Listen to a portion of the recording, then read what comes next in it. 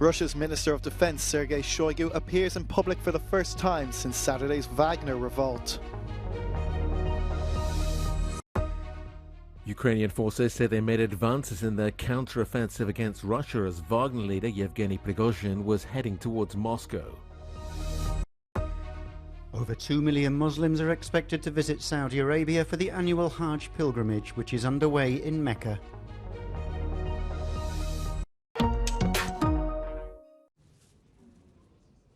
The Kremlin has released a video showing Russian Defense Minister Sergei Shoigu purportedly with troops at the front line in Ukraine.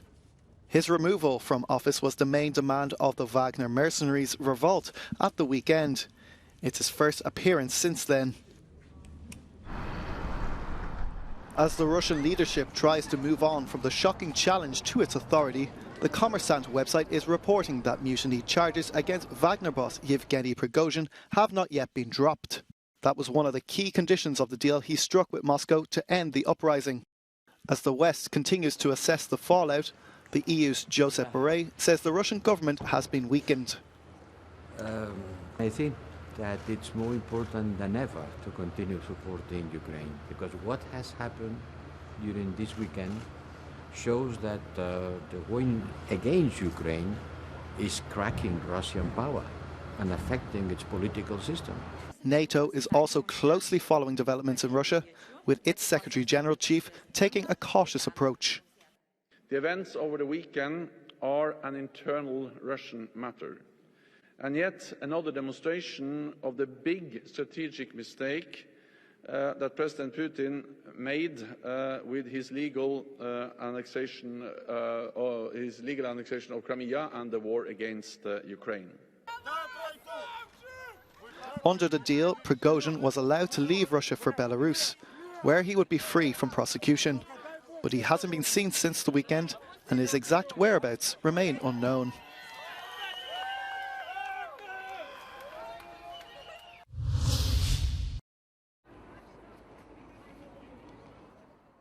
Calm has returned to Moscow. For several hours over the weekend, residents had lived with the threat of armed rebels advancing on their city. Then suddenly it was over.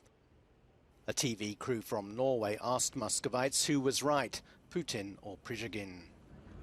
Чтобы понять, кто там прав, кто виноват, тут можно с точностью сказать, что вот этот мятеж вооруженный организовали Соединенные Штаты Америки. Там, через Пригожина там, и так далее. Конечно, Владимир Владимирович. Всегда за Владимира Владимировича Путина. Я не знаю Пригожина, я знаю, что Владимир Владимирович Путин все делает правильно. Ну, это сложный вопрос. Это однозначно сказать нельзя, к сожалению. Не могу сейчас ничего сказать. Это как-то в процессе немножко времени пройдет, можно как-то обдумывать. Потому что все было как-то сумбурно, быстро и непонятно. The streets of Rostov, which had been the epicenter of the uprising, also had an air of normality, with people going about their business as if the weekend's drama had never happened.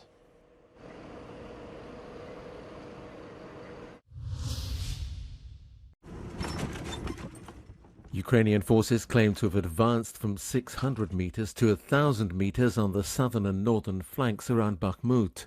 The small moves forward are on top of those previously claimed on Saturday afternoon. While Wagner chief Yevgeny Prigozhin was moving towards the Kremlin, Ukraine's troops reported an offensive close to the mostly destroyed town. On Sunday, Ukraine's President Volodymyr Zelensky posted on Twitter that he discussed the weekend's turmoil in Russia in a phone call with US President Joe Biden. Zelensky said it showed the weakness of Putin's rule. US Secretary of State Antony Blinken shared his own views. Prigozhin himself, in this entire incident, has raised profound questions about the very premises for Russia's aggression against Ukraine in the first place, saying that Ukraine or NATO did not pose a threat to Russia, which is part of Putin's narrative, right. And it was a direct challenge to Putin's authority. So this raises profound questions. It shows real cracks. In southern Ukraine, a clear-up operation continued over the weekend following Russian shelling which damaged 30 houses in the southern city of Orokhiv.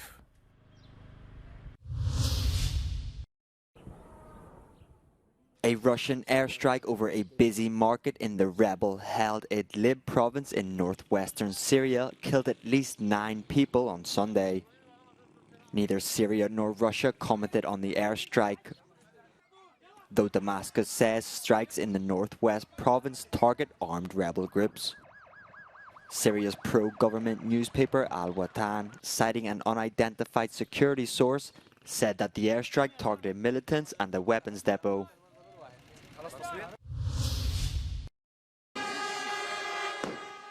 Jubilant supporters of Greece's conservative New Democracy Party gathered outside party HQ in Athens. Leader Kyriakos Mitsotakis' decision to rerun the last election from 5 weeks ago in a bid to improve his seat tallies paid off, winning him a landslide 40.5% victory.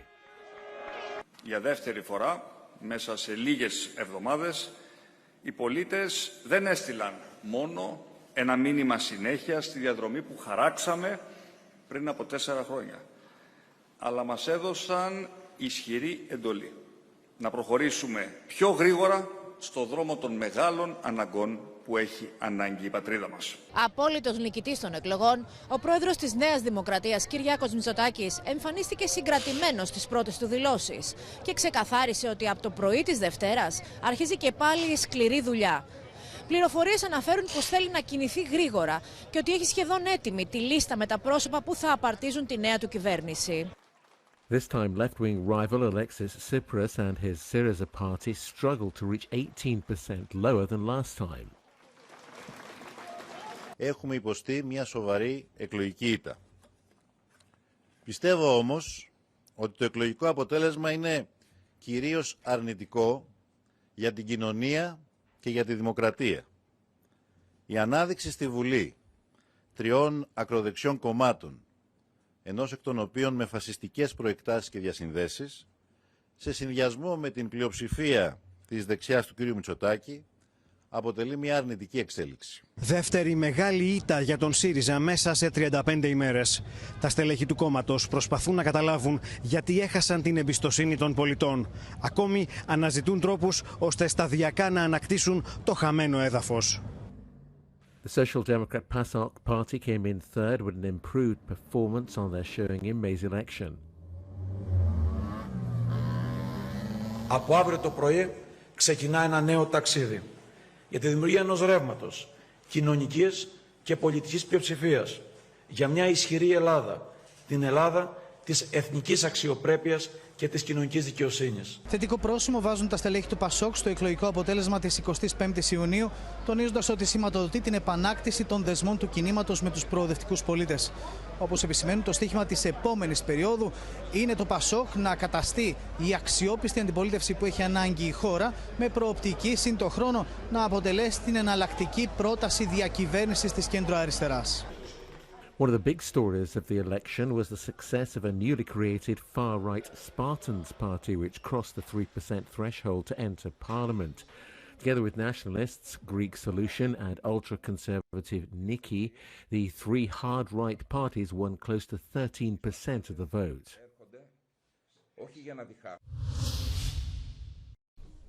Germany's far-right AfD has won its first district election.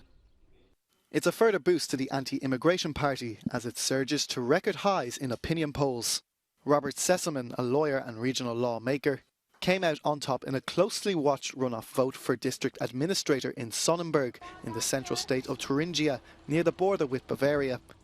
The AfD in Thuringia has been classified as right-wing extremists by the state's domestic intelligence agency and is under surveillance.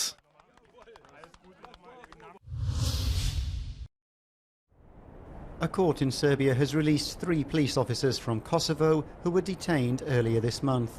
The hearing in the central town of Kraljevo said that they'd been charged with possession of weapons and explosives, but that they were free to go. It's not clear if the case will go ahead in their absence. It comes after the EU brokered talks between Serbian and Kosovo leaders. Kosovo claims the 3 officers were abducted from inside its territory. Serbia rejects the accusation. In a tweet, Kosovo Prime Minister Albin Kurti welcomed the officers' release, but also insisted that Serbia must be held accountable for what he called a serious human rights violation. The feud led to Kosovo blocking Serbian trucks from crossing the border and a reciprocal move from Belgrade authorities. It's the latest in a sequence of soaring tensions over governance issues in towns in northern Kosovo. In May, Serbs attempted to block elected ethnic Albanian officials from taking office after a poll that most of the Serb population boycotted.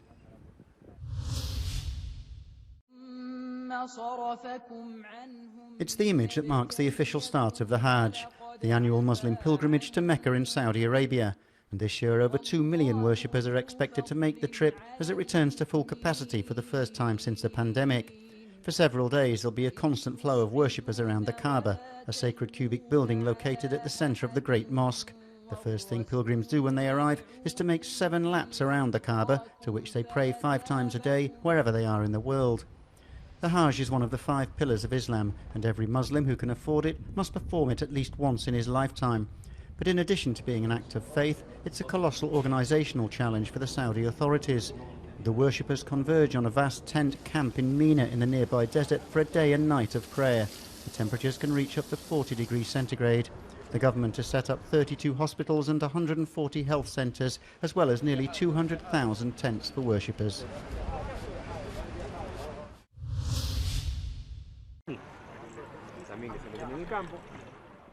Real Madrid have announced a 1-year contract extension for 37-year-old Croatian midfielder Luka Modric. Modric's contract was to expire at the end of the month, but he's decided to stay despite strong interest from clubs in Saudi Arabia. The 2018 Ballon d'Or winner has played 488 games and won 23 trophies during his 11 seasons at the club, including 5 Champions Leagues.